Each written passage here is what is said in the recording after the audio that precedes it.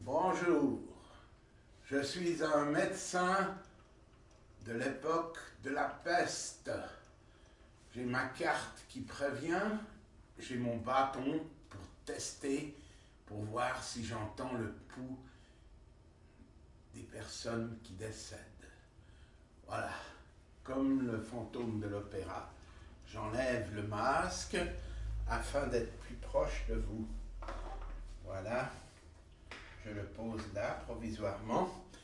Et nous allons parler de la peste noire de 1348 qui a sévi à Florence.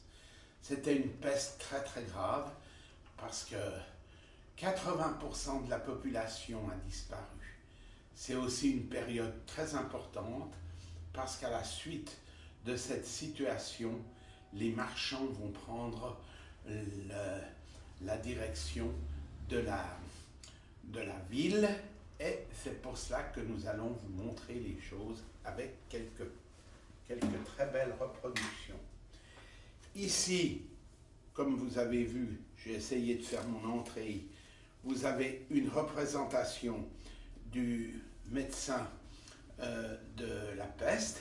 Donc ces médecins, classiquement, avaient un chapeau, effectivement, un masque qui contenait de l'air et évitait de s'approcher trop près des personnes malades. Et ils avaient ce bâton afin d'écouter si on entendait encore le pouls des gens, ou pour constater s'ils étaient morts, auquel cas ils étaient chargés et emmenés dans le charnier. Oui, c'était très grave. Très grave puisque, il faut le dire, 80% des gens sont décédés. Ici, une autre image vous montre les cadavres dans les rues. C'est absolument dramatique.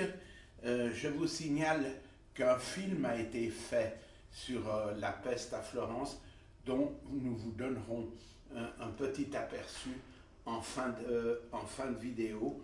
Vous verrez un peu ce film, dont voici une image. Ici, le prêtre, parce que finalement il fallait bien qu'il y ait un responsable devant cette énorme catastrophe, avec cette épidémie terrible qui décima la population de la ville. Il fallait bien qu'il y ait quelqu'un qui soit responsable. Eh bien, les responsables, c'était les Florentins eux-mêmes qui s'étaient mal conduits. Et ici, le prêtre qui traverse la ville leur dit qu'ils prient et qu'ils prient pour eux-mêmes, etc. Donc ici, vous avez la représentation la plus classique avec la responsabilité qui est portée par Dieu sur les Florentins, ou ici, dans le Décaméron. Alors, Boccace, lui, il a tout changé. C'est, vous voyez, c'est ce qu'ils appelaient la réunion des femmes. Et ces femmes étaient en réunion, et c'est elles qui décidaient qui devait être persécuté par la peste. C'est très particulier, mais enfin, c'est comme ça. Un autre chroniqueur de l'époque a donné toute la dimension à cette terrible catastrophe, et les choses étaient illustrées. Vous voyez ici la mort avec sa faux, et là les gens qui ont reçu le coup de faux et qui sont morts de la peste. Voilà une autre représentation plus horrible encore. C'est un couple couché avec le médecin derrière eux qui lève les bras au ciel. Vous voyez que les malades sont recouverts du bubon, le fameux bubon qui montrait qu'on était malade et qu'on ne s'en sortirait pas. Ici, c'est encore pire parce que par l'effet du noir et blanc, on voit encore mieux, et on voit sur leur visage cette espèce de détresse d'être pris par la maladie. Beaucoup de représentations sont possibles d'être trouvés. Il y a différents endroits de, des écrits qui ont été faits sur cette époque. Vous voyez ici une autre gravure qui montre qu'on emmène les malades dans des cercueils. Ici, je vous présente les danses macabres. Vous voyez les danses macabres qui étaient représentées après dans les églises, qui étaient représentées à différents endroits dans des livres. Voilà, on montrait tous ces cadavres qui ressortaient de partout, qui étaient sous terre. Voilà une autre danse macabre très connue. Vous voyez, c'est assez terrible.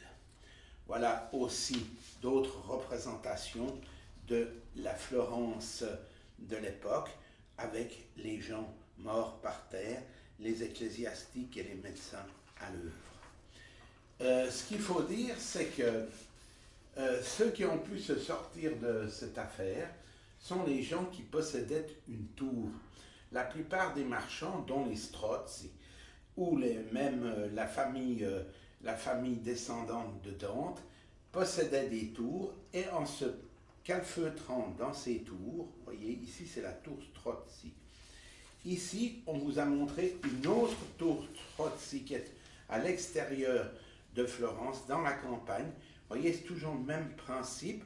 Vous avez une tour avec ici une magnifique habitation, d'autres habitations derrière ces crénelages, et encore une habitation ici, et le reste, je vais vous montrer l'intérieur, je vais vous montrer la coupe pour que vous puissiez bien comprendre comment ces tours qui étaient édifiées par ces marchands a permis, en somme, de survivre à cette terrible maladie.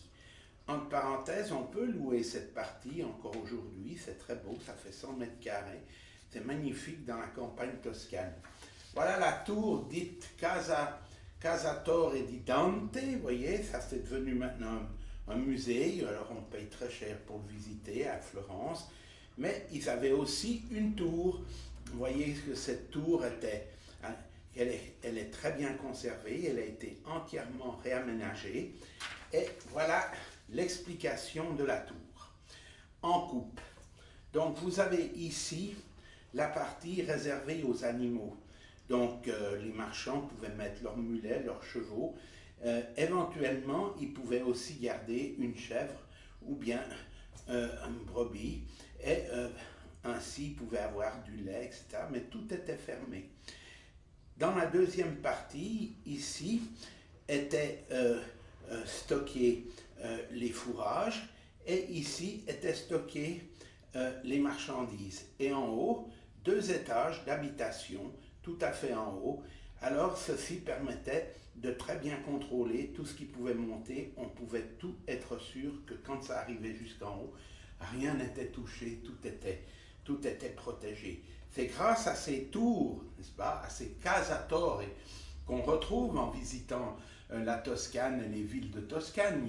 Les plus connues sont celles de San Gemignano, et vous en trouvez aussi à l'intérieur de Florence, et dans toutes ces régions, les marchands avaient ces tours, et ils vivaient dans ce qu'ils appelaient les casa torre, c'est-à-dire les tours maisons, les maisons-tours qu'a donné plus tard, comme vous savez, même à New York, le gratte-ciel, eh ben, c'est déjà une espèce de casa torre.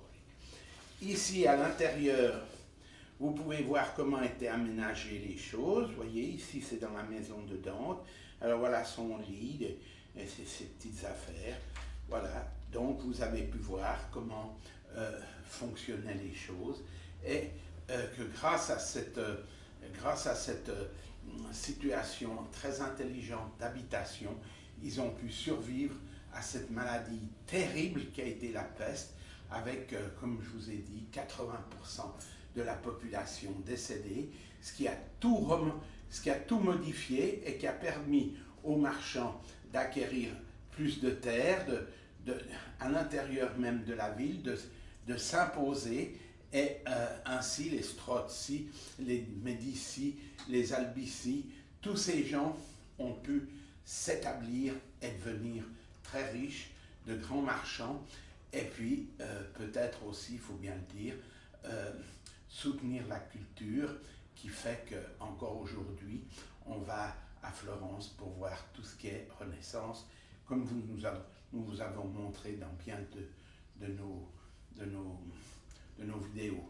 Alors, je vous dis au revoir et je laisse la place à Monsieur Rupert et puis à Fritz Lang pour vous montrer ce film de la Florence, la peste à Florence, et j'espère que ça ne vous aura pas trop choqué dans cette période de Noël qu'on vous parle de cette chose si grave qu'est la peste à Florence.